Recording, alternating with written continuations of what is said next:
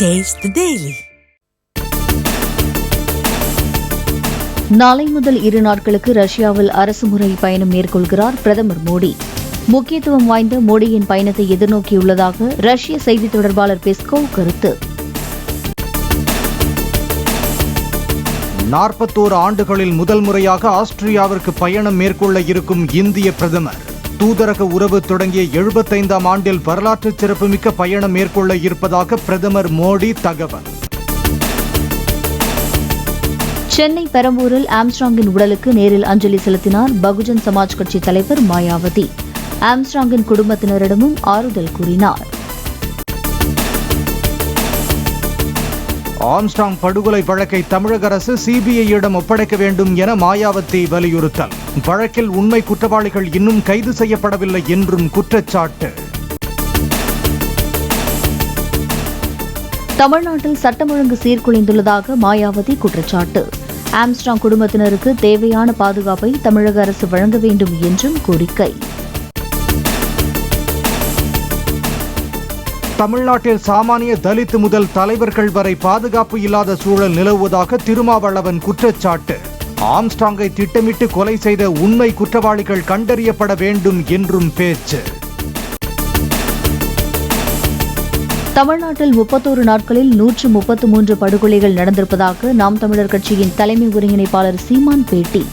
ஆம்ஸ்ட்ராங்கிற்கு காவல்துறை முறையான பாதுகாப்பு கொடுத்திருக்க வேண்டும் என்றும் கருத்து. நாட்டு மக்களுக்கு எவ்வளவு நீங்க 31 நாட்கள்ல 133 படுகொலைகள் நிகழ்ந்திருக்கு. ஒரு அறியப்பட்ட எல்லாரும் தெரிஞ்ச ஒரு தலைவருங்கனால பழிச்சுன்னு வெளியிட தெரியுது. இப்போ நான் என்ன சொல்றேன், கள்ளக்குறிச்சி கள்ளச்சாராய் இதுலேயே ஏற்கனவே மரக்காணத்தில் செத்த போது நீங்கள் எச்சரிக்கல, திருப்பி இங்கே 50-60 பேர் 70 பேர் செத்த பிறகு தான் வெளியிட தெரியுது.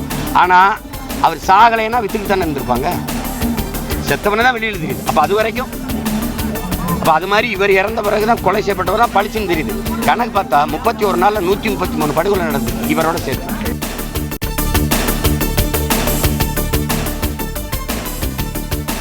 அண்மை காலமாக தமிழ்நாட்டில் அரசியல் படுகொலைகள் அதிகரித்துள்ளதாக எடப்பாடி பழனிசாமி குற்றச்சாட்டு. கசாப்பு கடைக்காரர் ஆட்டை வெட்டுவது போல மனிதர்களை ரவுடிகள் வெட்டுவதாகவும் பேட்டி.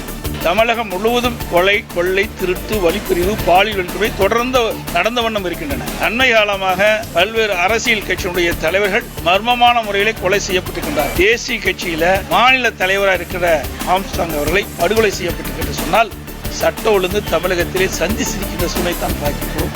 மக்களுக்கு பாதுகாப்பு இல்லை, அரசியல் தலைவர்களுக்கு பாதுகாப்பு இல்லாத ஒரு சூழலை தமிழகத்திலே நிலவிக் கொண்டிருக்கின்றன. இன்றைக்கு காவல்துறையை கண்டு யாரும் அச்சப்படுகின்ற ஒரு சூழ்நிலையே இல்லை. சர்வசாதாரணமாக கொலை நடக்குது. கசாப்பு கடைக்காரன் ஆட்டை வெட்டுறது மாதிரி மனித உயிர்களை ரவுடிகள் இன்றைக்கு வெட்டி சாய்க்கின்ற காட்சி திராவிட மாடல் ஆட்சியில் தான் பார்க்கணும்.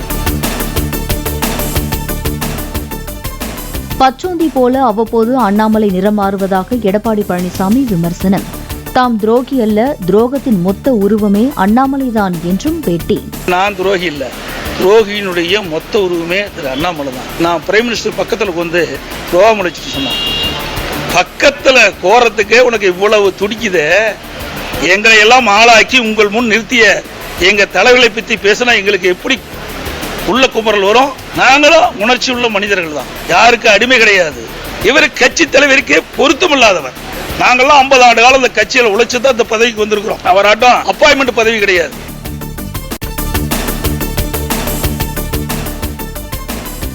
கரூரில் அதிமுக முன்னாள் அமைச்சர் MR விஜயபாஸ்கரின் வீட்டில் நடந்த சிபிசிஐடி போலீசார் நடத்திய சோதனை நிறைவு. வீடு, தொழில் நிறுவனங்கள் உட்பட 7 இடங்களில் 8 மணி நேரத்திற்கு மேலாக சோதனை. கடலூரில் பாமக நிர்வாகியை வெட்டிக் கொள்ள முயன்ற சம்பவத்திற்கு கட்சியின் நிறுவனர் ராமதாஸ் கண்டனம். அடுத்தடுத்து நடக்கும் கொலைகளும் கொலை முயற்சிகளும் தமிழகத்தில் சட்டம் ஒழுங்கு முற்றிலுமாக சீர்குலைந்து விட்டதை காட்டுவதாக விமர்சனம். அடுத்த 7 நாட்களுக்குள் தமிழ்நாட்டின் ஒரு சில இடங்களில் லேசானது முதல் மிதமான மழை பெய்ய வாய்ப்பு. சென்னை மற்றும் புறநகரின் ஒரு சில பகுதிகளில் அடுத்த 2 நாட்களுக்கு லேசான மழை பெய்யக்கூடும் என்றும் வானிலை மையம் தகவல். உத்தரப்பிரதேச மாநிலம் மொரதாபாத்தில் கனமழையால் குடியிருப்புகளை சூழ்ந்த வெள்ளம். வீடுகளை விட்டு வெளியேற படகுகளை பயன்படுத்தும் மக்கள். சிறு விவசாயிகளுக்கான பிரதமரின் கிசான் நிதி திட்டத்தில் நிதி உதவி 6000 இருந்து 8000 ரூபாயாக உயர்த்தப்பட உள்ளதாக தகவல். ஜூலை 23ஆம் தேதி தாக்கலாக உள்ள பட்ஜெட்டில் அறிவிப்பு வெளியாகும் என நிதி அமைச்சக வட்டாரங்கள் தகவல். ஆந்திரா தெலுங்கானா இடையே உள்ள பொது சொத்துக்களை பிரிக்க குழு அமைக்க முடிவு. சந்திரபாபு நாயுடு ரேவந்த் ரெட்டி தலைமையில் நடைபெற்ற கூட்டத்தில் 10 ஆண்டு பிரச்சினைக்கு தீர்வு காண ஆலோசனை.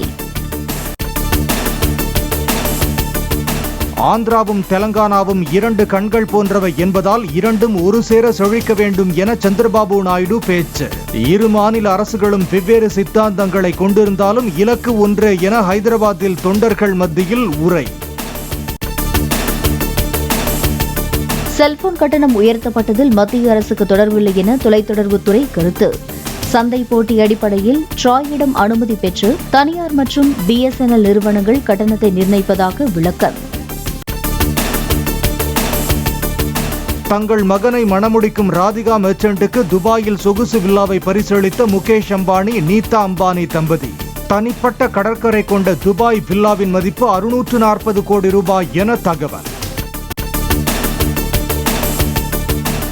உலகளவில் புகழ்பெற்ற டைட்டானிக், அவதார் உள்ளிட்ட ஹாலிவுட் படங்களை தயாரித்த ஜான் லாண்டவ் காலமானார். இறப்பிற்கான காரணம் அறிவிக்கப்படாத நிலையில் ஹாலிவுட் நடிகர்கள், திரைத்துறையினர் இரங்கல். தனது 43வது பிறந்த நாளை மனைவியுடன் கேக் வெட்டி கொண்டாடிய இந்திய கிரிக்கெட் அணியின் முன்னாள் கேப்டன் தோனி. நடிகர் சல்மான் கானும் பிறந்த நாள் நிகழ்ச்சியில் பங்கேற்பு. WWE மல்யுத்த போட்டியிலிருந்து அடுத்த ஆண்டு ஓய்வு பெறப்போவதாக ஜான் சீனா அறிவிப்பு. 16 முறை சாம்பியன் பட்டம் வென்றுள்ள ஜான் சீனா ஹாலிவுட் திரைப்படங்களிலும் நடித்துள்ளார்.